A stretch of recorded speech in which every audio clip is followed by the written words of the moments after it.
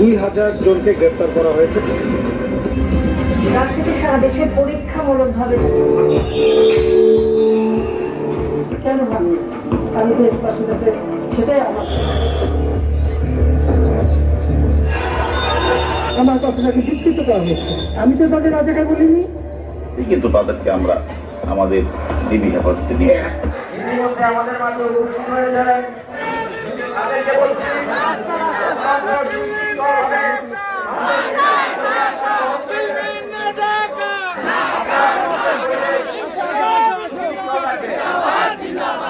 উপস্থিত হয়েছেন ইমরানি মঞ্চ কেন্দ্রীয় নেতৃবৃন্দ। আপনারা সবাই স্লোগান দিয়ে আপনারা নিজে আসন গ্রহণ করুন, মঞ্চে ভিড় করবেন না। মঞ্চে শুধুমাত্র নেতৃবৃন্দ ব্যতীত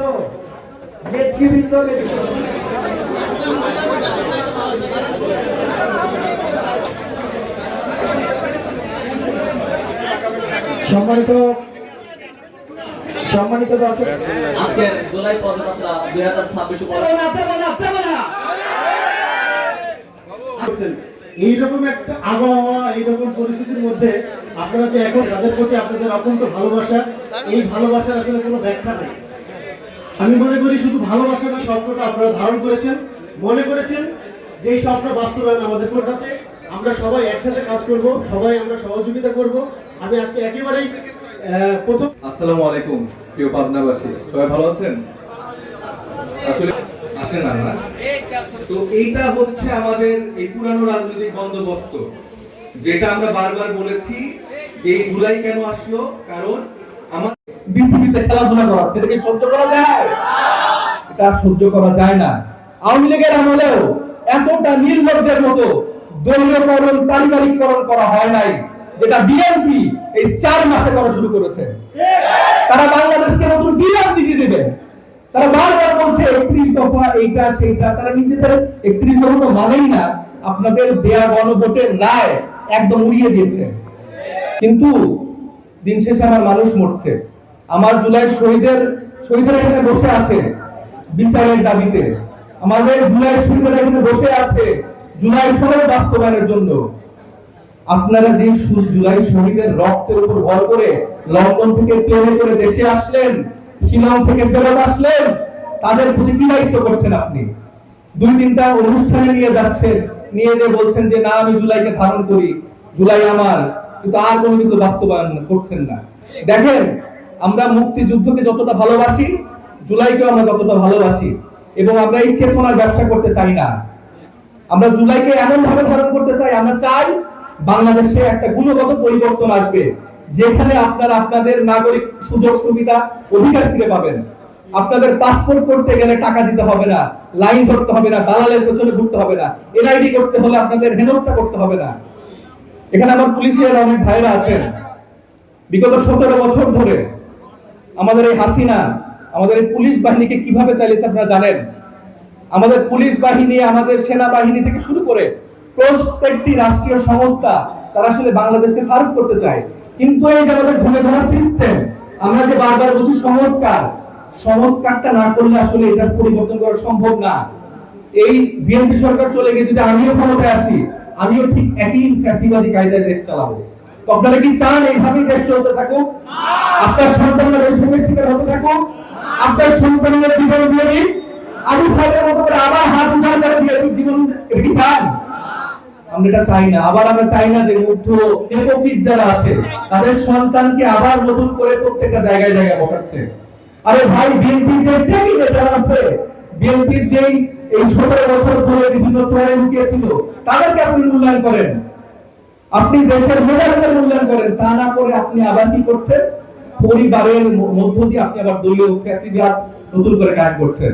আমি বলতে চাই, মাননীয় প্রধানমন্ত্রী তারেক রহমান, আপনি বাংলাদেশের জন্য কাজ করেন। আপনার বাবা মার যে রেখে যাওয়া সম্ভাবনা, স্বপ্ন, সেই ধারণা থেকে আপনি নতুন করে পথ চলা শুরু করেন।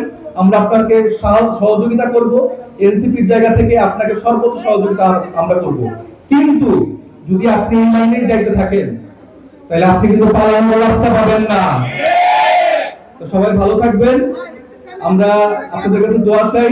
আমাদের এখানকার যিনি প্রার্থী আছেন আমাদের লেবু ভাই, তাকে আপনারা দোয়া করবেন।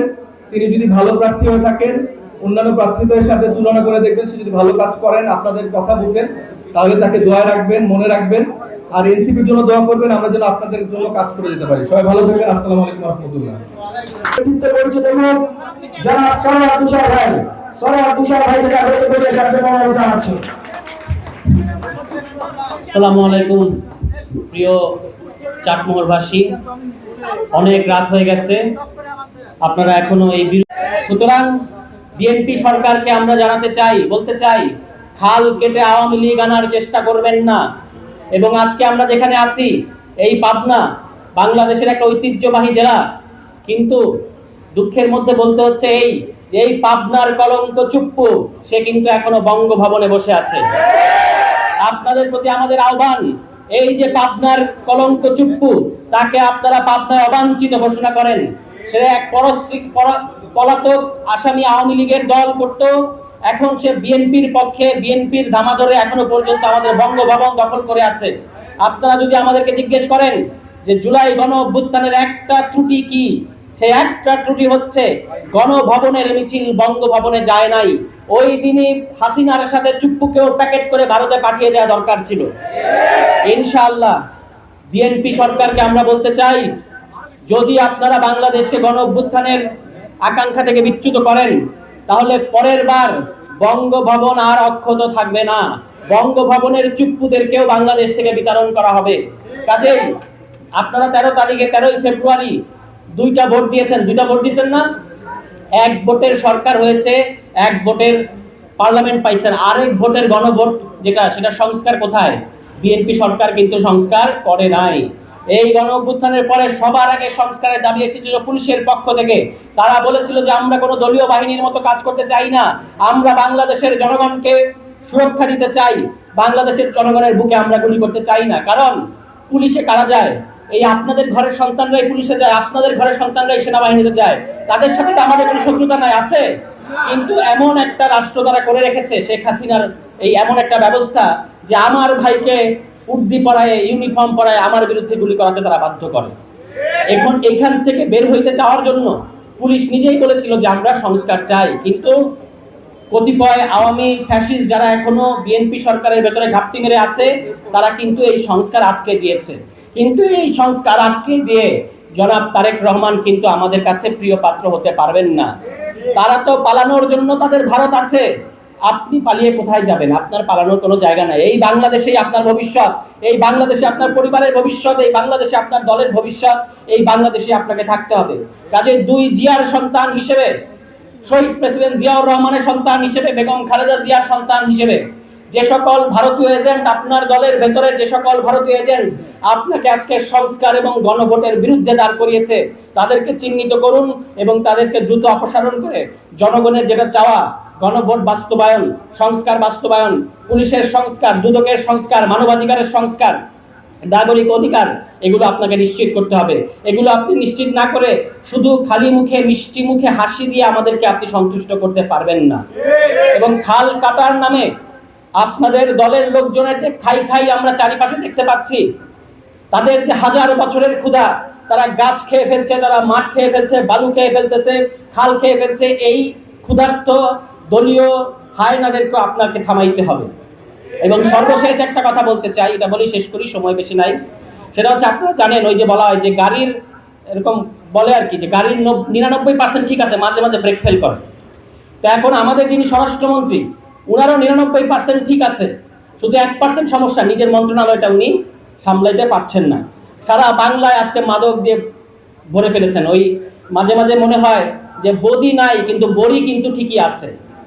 তা আমরা চেয়েছি বদিও থাকবে না, বড়িও থাকবে না, কিন্তু আপনার বাড়ির পাশ দিয়ে, আপনার দলের লোকেরাই বলেছে, গয়েশ্বর রায় বলেছে, আমরা বলি নাই, আপনার বাড়ির পাশ দিয়েই বড়ি ঢোকে। নতুন কে দায়িত্ব পেয়েছে বদির, সেটা আপনাকে বের করতে হবে। এই জন্যই আপনাকে বাংলাদেশের মানুষ স্বরাষ্ট্রমন্ত্রী বানাইছে। কিন্তু যদি আপনি এটা ফেল করেন, এটা ফেল করার পরে যতই চোস্ত কথা বলেন, যতই আপনি স্মার্ট কথা বলেন, কোনো লাভ হবে না। কাজেই আপনাদের প্রতি আমাদের আহ্বান, নতুন দল এনসিপি কে আপনারা শক্তিশালী করেন, এই যে বিএনপি সরকার, তাকে কিভাবে দৌড়ের উপর রাখতে হয়, তাকে কিভাবে লাইনে রাখতে হয়, সেটা ইনশাআল্লাহ বাংলাদেশের জনগণকে নিয়ে আমরা নিশ্চিত করব এবং গণভোটের রায় বাস্তবায়ন করেই আমরা ঘরে ফিরবো ইনশাআল্লাহ। সবাই ভালো থাকবেন। আসসালামু আলাইকুম। সংগ্রামী যুগ্ম আহ্বায়ক এবং যুগ্ম সদস্য সচিব সারোয়ার কিশোর ভাই এবং সাইদ মুস্তাফিজ ভাই, বর্তমান সরকার তাদের কথার সাথে কাজের অমিল এবং কমিটমেন্টের যে প্রতারণা, এই বিষয়গুলো নিয়ে কথা বলেছেন। আমরা এখানে যারা উপস্থিত আছি, আমি ধরে নিচ্ছি এখানে সকল দলের সকল মতের মানুষ আছে, শুধুমাত্র এনসিপির নয়। হয়তো এমন অনেকে আছে যিনি এবার নির্বাচনে ধানের শীষে ভোট দিয়েছেন, হয়তো এমনও কয়েকজন থাকতে পারেন যারা দাঁড়িপাল্লায় ভোট দিয়েছেন, অন্যান্য মার্কায় দিয়েছেন। আমাদের একটা বিষয় ঐক্যমত্য হতে হবে। এখানে আমরা যারা আছি আমাদের পেশা ভিন্ন হতে পারে, কেউ রাজনীতি করতে পারি, কেউ কৃষক হতে পারি, ব্যবসায়ী হতে পারি, শ্রমিক হতে পারি, পুলিশের কর্মকর্তা কর্মচারী হতে পারি, অন্য যে কোনো পেশায় থাকতে পারি। কিন্তু একটা জিনিস নিজের বিবেকবোধের জায়গা দিয়ে চিন্তা করে দেখেন যে আপনি আপনার এই পেশাটা বাদ দিয়ে যখন নিজেকে একজন সাধারণ মানুষ মনে করেন, মানুষ হিসেবে দেখেন, প্রত্যেক দিন আপনি, আপনার পরিবার, আপনার সন্তান, আপনার আত্মীয় স্বজন বাংলাদেশের যে কয়েকটা সিস্টেম ফেস করেন, প্রত্যেকটা জায়গায় আপনি আপনার মন মতো কোনো সুযোগ সুবিধা পান না। আপনি দেখবেন প্রত্যেকটা জায়গায় আপনার দালাল ধরতে হয়, আপনার টাকা দিতে হয়, প্রত্যেকটা জায়গায় আপনার একে ওকে দিয়ে ফোন দেওয়াতে হয়, রাজনৈতিক লবিং করতে হয়। এটা তো একটা বাংলাদেশ হইতে পারে না। এটা তো একটা স্বাধীন সার্বভৌম জনগণের কল্যাণ রাষ্ট্র হইতে পারে না। আজকে আমি প্রশাসনে আছি দেখে আমি ফোন দিয়ে একটা সুবিধা নিয়ে নিলাম, আমি কয়টা ফোন দিব? আমার ব্যক্তিত্ব থাকলে তো আমি ফোন দিয়ে কাজ করাবো না। আমার ব্যক্তিত্ব থাকলে আমি ওই সিস্টেমটা ঠিক করাবো। আজকে আমি রাজনীতি করি, আমার একটা ফোনে কাজ হবে দেখে আমি ফোন দিয়ে কাজটা করাই নিলাম, আর আমার হাজার হাজার সাধারণ মানুষ ওই জায়গায় মাথা ঢুকে মরে তার কাজ হয় না। এটা তো একটা দেশ হইতে পারে না। আজকে এখানে অনেক ভাই হতে পারে প্রশাসনে আছে, অনেকে হতে পারে সরকারি বড় বড় অফিসার, কিন্তু আপনি একটা জিনিস চিন্তা করেন, ওই তথাকথিত রাজনীতিবিদরা যারা আপনার সন্তানের শিক্ষা প্রতিষ্ঠান থেকে লুটপাট করে, যারা আপনার সন্তানের সেবা নেওয়ার হাসপাতালে গিয়ে লুটপাট করে, আপনার সন্তান যখন ওই শিক্ষা প্রতিষ্ঠানে যাবে, হাসপাতালে যাবে, ওইগুলা যে প্রত্যেক দিন ধ্বংস হচ্ছে, সেটা থেকে তো আপনি আপনার সন্তানকে বাঁচাইতে পারবেন না। আপনি কয়দিন গিয়ে স্কুল ঠিক করবেন? আপনি কয়দিন গিয়ে আপনার ওই শিক্ষকদের ঠিক করবেন? আমার তো সিস্টেমটা তৈরি করতে হবে। আপনি হয়তো একদিন গিয়ে দেখা করে আসবেন, কিন্তু প্রত্যেক দিন ওই শিক্ষক, ওই স্কুল, ওইখানে যে শিক্ষার মান থাকা দরকার, সেটা যে প্রত্যেক দিন নষ্ট হচ্ছে, প্রত্যেক দিন আপনার সন্তান সেখানে প্রতারণার শিকার হচ্ছে, এই দায় তো আমরা কেউ এড়াইতে পারি না। কিন্তু আমাদের সবচেয়ে বড় সমস্যা, আমরা যখন একটা রাজনৈতিক দল করি, আমরা সেই দলের প্রতি অন্ধ হয়ে যাই, বিবেক বোধটাকে বিক্রি করে দেই, বিসর্জন দিয়ে দেই, দালালি করা শুরু করি, ভুলগুলো দেখেও দেখি না। আজকে আপনারা প্রত্যেকটা জায়গায় দেখেন, আপনার এখানে যদি উপজেলা স্বাস্থ্য কমপ্লেক্স থাকে, ওইখানে গিয়ে দেখেন কোন একটা দলের কোন নেতা খেতা ওই হাসপাতালে খাবারের টেন্ডার নিয়েছে, রোগীরা সবচেয়ে খারাপ অবস্থায় হাসপাতালে যায়, কিন্তু যেই খাবার দেয় এই খাবার মুখ দিয়ে গিলে পেট পর্যন্ত যায় না। এই খাবার খেয়ে অসুস্থ মানুষ আরো অসুস্থ হয়ে যায়। তাহলে যারা রাজনৈতিক পরিচয় ব্যবহার করে একটা হাসপাতালের খাবারেও লুটপাট করে, তাদের রাজনীতি যদি আমরা করি, এই দেশ তো কোনোদিন ঠিক হবে না। আপনি দেখেন আপনার উপজেলা, ইউনিয়নে, গ্রামে যে স্কুলগুলো হয়েছে, নতুন করে সভাপতির খেলা শুরু হয়েছে, ম্যানেজিং কমিটির খেলা শুরু হয়েছে। আপনার ওই নির্দিষ্ট এলাকার সবচেয়ে টাউট বাটপার, যে ক্ষমতার অপব্যবহার সবচেয়ে বেশি করে, সে সভাপতি হওয়ার জন্য যা করা দরকার তাই করা শুরু করেছে। তার হাতে যদি আপনি আপনার প্রজন্মের ভবিষ্যৎ তুলে দেন, 1000 শিক্ষার্থীর ভবিষ্যৎ তুলে দেন, তাহলে তো আপনি নিজের হাতে তাদের ভবিষ্যৎ ধ্বংস করে দিলেন। আমাদের একটা সিস্টেমের পরিবর্তন লাগবে। আমাদের এখন এই ফাইটটা রাজনৈতিক দলের ফাইট না, আমাদের এই ফাইটটা হচ্ছে ভালো আর মন্দের মধ্যে ফাইট, আমাদের এই ফাইটটা হচ্ছে জালিম আর মজলুমের মধ্যে ফাইট, এই ফাইটটা হচ্ছে ন্যায় আর অন্যায়ের মধ্যে ফাইট। আপনাদের ভেবে দেখতে হবে কারা ন্যায় করছে, কারা অন্যায় করছে, কারা চাঁদাবাজি করছে, কারা করছে না, কারা মাদক ব্যবসাকে পিছন থেকে সেন্টার দিচ্ছে, কারা দিচ্ছে না, কারা ক্ষমতার অপব্যবহার করছে, কারা করছে না। এই দেখার পরে যেটা ভালোর পক্ষ সেটাতে আপনার যেতে হবে, সেই পক্ষে আপনার ভোট দিতে হবে, সেই পক্ষের সাথে আগামী রাজনীতি করতে হবে। এতে যদি আমরা এনসিপি সেটাকে ধারণ না করতে পারি, আমাদেরকে ভোট দেওয়ার দরকার নেই। সোজা সাতটা কথা, যেদিন পারবো ওই দিনই ভোট দিবেন, যতদিন না পারবো ততদিন দেওয়ার দরকার নেই। কিন্তু একই ভাবে কোন একটা দল, ধরেন বিএনপি ক্ষমতায় আছে দেখেই, তাদের নেতা কর্মীরা পাওয়ার খাটাইতে পারে দেখেই, তাদের নেতা কর্মীরা ধমকাইতে পারে দেখেই, প্রশাসনকে তারা উদ্বোস করাইতে পারে দেখেই তাদেরকে ভোট দিয়ে আবার ক্ষমতায় নিতে হবে, এটা তো কোনোদিন একটা সভ্য দেশের চিন্তা হইতে পারে না। আমরা আপনাদেরকে আহ্বান করতে আসছি, সমস্যা যদি বলি, সমালোচনা যদি করি, এই 4.5 মাসে বিএনপির অন্তত 100 সমস্যার কথা এখানে দাঁড়িয়ে বলতে পারবো। কিন্তু সমস্যা তো আমাদের চিন্তায়, সমস্যা তো আমাদের মনে, সমস্যা তো আমাদের মগজে। আমরা তো ওই চিন্তা থেকে বাইরে হতে পারি না। আমার দাদা একটা মার্কায় ভোট দিছে, বাপ একটা মার্কায় ভোট দিছে, আমি যদি ভোট না দিই আমার তো নাকি মান সম্মান থাকবে না। তাহলে এই যদি চিন্তা হয়, তাহলে আমার দাদারা যেই কষ্টের মধ্য দিয়ে গেছে, বাপরা যেই জুলুমের মধ্য দিয়ে গেছে, আমারও তো সেই জুলুমের মধ্য দিয়ে যাইতে হবে। তাহলে আমরা আপনাদেরকে আহ্বান করি, আপনারা সবাই মিলে সিদ্ধান্ত নেন, এখান থেকে শুরু করে আপনার ঘরের খাবারের টেবিল থেকে শুরু করে বাজারের নাস্তার দোকান, পানের দোকান থেকে শুরু করে চাষাবাদের ওই ক্ষেত, প্রত্যেকটা জায়গায় আলোচনা শুরু হোক। আগামীতে আমাদের ভোটটা হবে ভালো মানুষটার পক্ষে, যেই মানুষটা শুধু একটা মানুষ না, আগা থেকে গোড়া পর্যন্ত যারা সবাই ভালো। খালি একটা মানুষ দেখে ভোট দিয়ে দিলেন আর কর্মীদের অত্যাচারে এলাকায় টিকে থাকা যায় না, ওই নেতাকে ভোট দিয়ে কোনো লাভ নাই। আপনার নেতা থেকে কর্মী পুরো একটা সিস্টেম একসাথে বাছাই করতে হবে। এখন আপনাদের সিদ্ধান্ত, আপনাদেরকে এখান থেকে জানাইতে হবে, আপনারা চাঁদাবাজি চান কি চান না, ক্ষমতার অপব্যবহার চান কি চান না, জমি দখল চান কি চান না, লুটপাট চান কি চান না। এই রায়, এই চিন্তা আমাদের মনে, মগজে, মস্তিষ্কে ঢুকাইতে হবে। আমরা যখন এই নতুন কথাগুলো মানুষের সামনে নিয়ে যাই, আমাদেরকে অনেক ভাবে ফ্রেমিং করা হয়। ওই দিন একটা টকশোতে দেখলাম একজন বলতেছে এনসিপির শীর্ষ নেতারা তো কয়েক হাজার কোটি টাকা চুরি করে ফেলছে। আমি বললাম যে ভাই, আপনি যেটা বলছেন ওইটা একটু আমাকে লিখে দেখান, যে কয়েক হাজার কোটি টাকা কিভাবে কাগজে কলমে লিখতে হয়।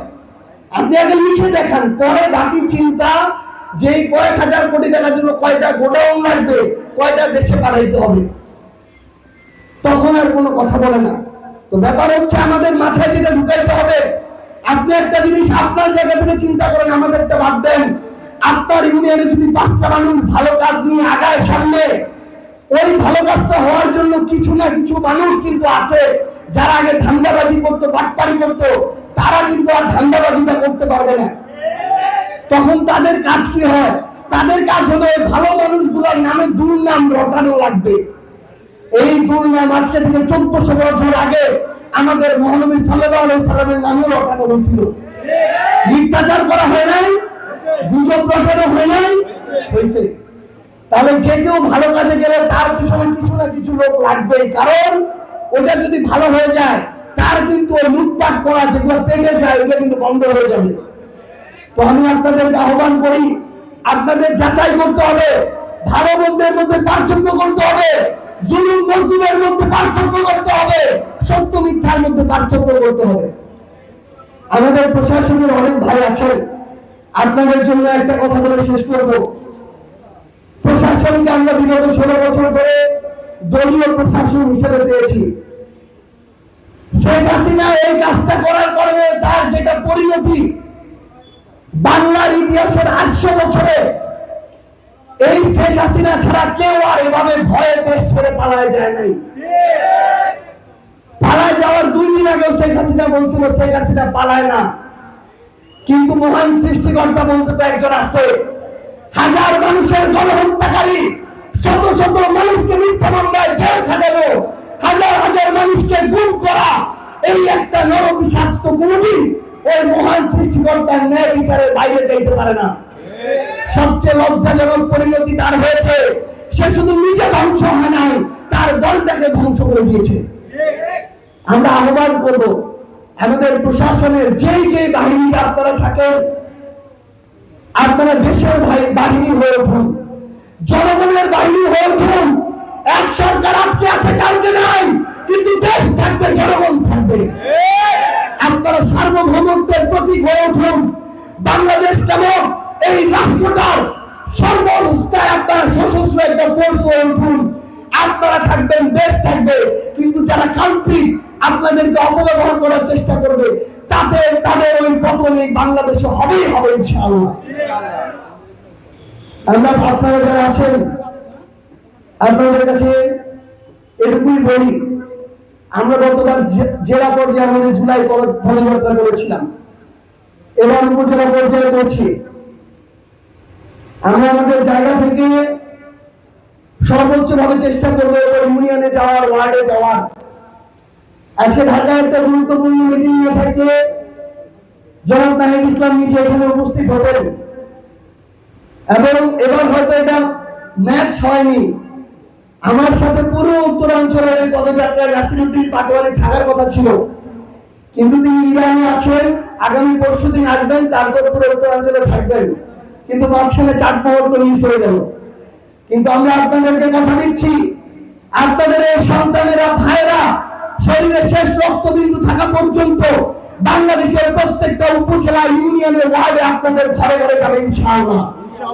আমাদের ন্যায় ইনসাফের পক্ষের একটা রাজনৈতিক দল গড়ে তুলতে হবে। ভালো অপশন যদি মানুষের হাতে না আসে, তাহলে তো মানুষ খারাপটা থেকে বের হতে পারবে না। এই জন্য আমরা আমাদের জায়গা থেকে সর্বোচ্চ চেষ্টা করে যাব। আমি শুধু আজকে আপনাদের কাছে ওই বিএনপির সমালোচনাতেও গেলাম না। আওয়ামী লীগরা তো খুবই স্বৈরাচার। এই বাংলাদেশে একটা গণহত্যা করে পালিয়ে গিয়েছে, 1000-এর অধিক মানুষকে মেরে, এটা তো সবাই জানে, দিনে দুপুরে প্রকাশ্য। তাদেরকে নিয়ে নতুন করে বলার কিছু নাই। তাদের পতন হয়েছে, বিএনপির জনাব সালাউদ্দিন আহমেদ বলেছে তাদের জন্ম যেখানে সেখানে দাফনও হয়ে গিয়েছে। দাফন কোথায় হয়েছে? দাফন কোথায় হয়েছে? দাফন কোথায় হয়েছে? তাহলে দিল্লির একটা দল কি বাংলাদেশের মানুষের প্রতিনিধিত্ব করতে পারে? দিল্লির কোন দল কি বাংলাদেশে ক্ষমতায় থাকতে পারে? দিল্লির কোন দলের কাছে কি বাংলাদেশের সার্বভৌমত্ব নিরাপদ থাকতে পারে? বাংলাদেশ পন্থী দলদেরকে আপনাদের বেছে নিতে হবে। আমরা অবশ্যই আরো খুব শীঘ্র আপনাদের চাটমোহরে আসবো। আপনাদেরকে শুধু এইটুকু আহ্বান, আমরা অনেক বড় বড় প্রোফাইল দেখে মানুষের সন্ধান করি না, আমরা ভালো মানুষের সন্ধান করি। ভালো মানুষ হওয়া, ন্যায় বিচারক হওয়া, ইনসাফ প্রতিষ্ঠা করতে পারার চেয়ে বড় যোগ্যতা আর হইতে পারে না। বড় বড় প্রোফাইলের অনেক মানুষ দেখছি, এক একটা বড় বড় চাঁদাবাজ, লুটপাটকারী, ক্ষমতার অপব্যবহারকারী আর ক্ষমতার দালাল, এর বাইরে কিছু দেখি নাই। এই জন্য আপনাদেরকে আহ্বান করবো, আজকে আমাদের সংসদে হাসনাত আব্দুল্লাহ গেছে না? হাসনাত আব্দুল্লাহর বাবা কি ছিল? একজন রাজমিস্ত্রি ছিল।